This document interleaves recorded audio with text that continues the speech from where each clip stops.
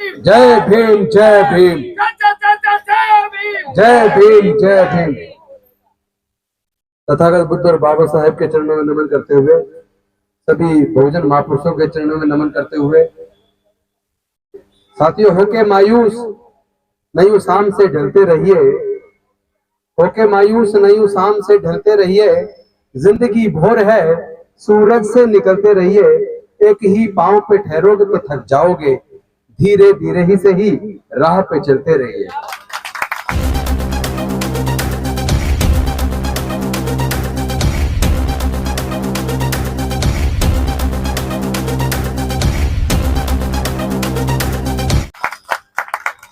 तो ये जो आंदोलन रहता है ना, ये आंदोलन एक सतत प्रक्रिया होती है।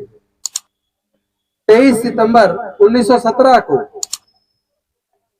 बड़ौदा के अंदर जब डॉक्टर बाबा साहेब अम्बेडकर का सामान बाहर फेंक दिया,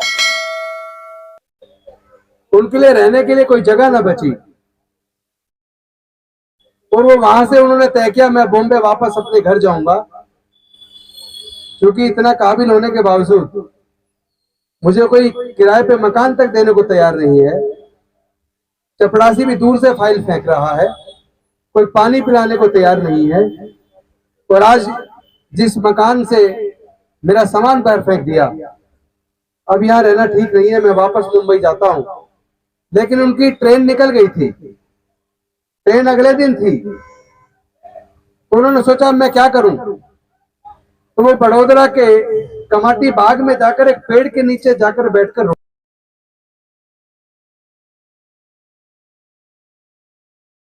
उन्होंने सोचा कि मैं दुनिया के इतने महान विश्वविद्यालयों से पढ़कर इतनी बड़ी डिग्रियां लेकर आया हूं, इतनी बड़ी डिग्री लेने के बावजूद, इतनी पढ़ाई करने के बावजूद, इतनी काबिलियत हासिल करने के बावजूद भारत में मेरी काबिलियत का कोई सम्मान नहीं है, आज भी मेरा इतना अपमान हो रहा है, तो मेरा समाज जो हजारों साल से गुलामी की जंजीरों में बंधा है, हजारों साल से जिल्लत की जिंदगी जीने के लिए मजबूर है, अब मेरा ये मकसद बन गया है कि मैं अपना पूरा जीवन अपने इस तमाम दलित, पिछड़े, आदिवासी समाज के हक अधिकार की लड़ाई को लड़ने में लगाऊंगा।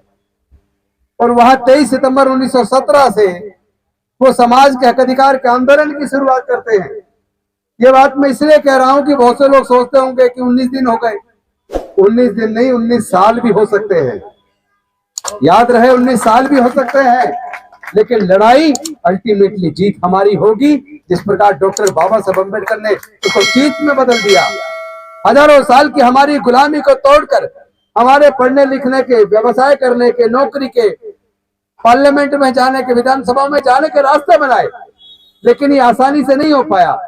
इसके लिए उन्होंने अपने 4 छोटे छोटे बच्चों को गंवाया, अपनी पत्नी माता रमाबाई को गंवाया, अपना पूरा जीवन जलाया, पूरे जीवन का बलिदान देकर पूरे जीवन के संघर्ष के बाद हमारे हजारों साल की गुलामी को तोड़ने में वो कामयाब हुए। तो आज जो आंदोलन यहाँ चल रहा है, ये बेसिकली संविधान बचाने का आंदोलन है।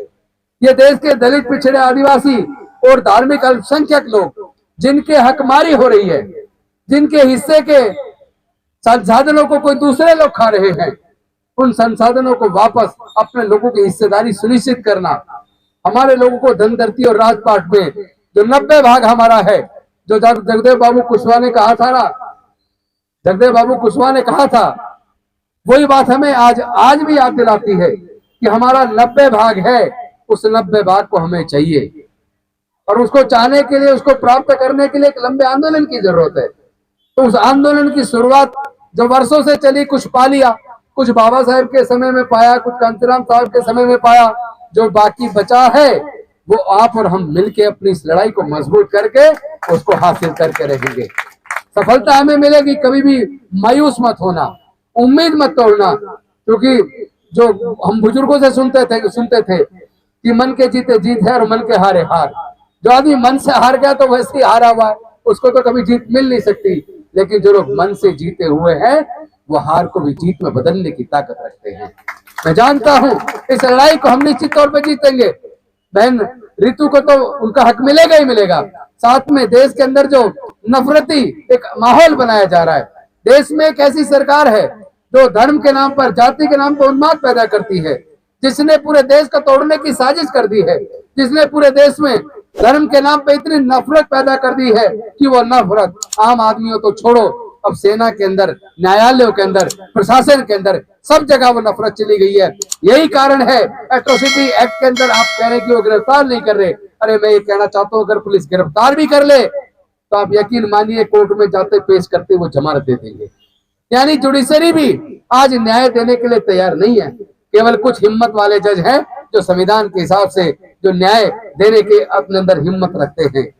तो आज लड़ाई लंबी है, क्योंकि लड़ाई केवल सत्ता से नहीं है, लड़ाई उस व्यवस्था से है जो व्यवस्था न्याय देने के लिए तैयार नहीं है।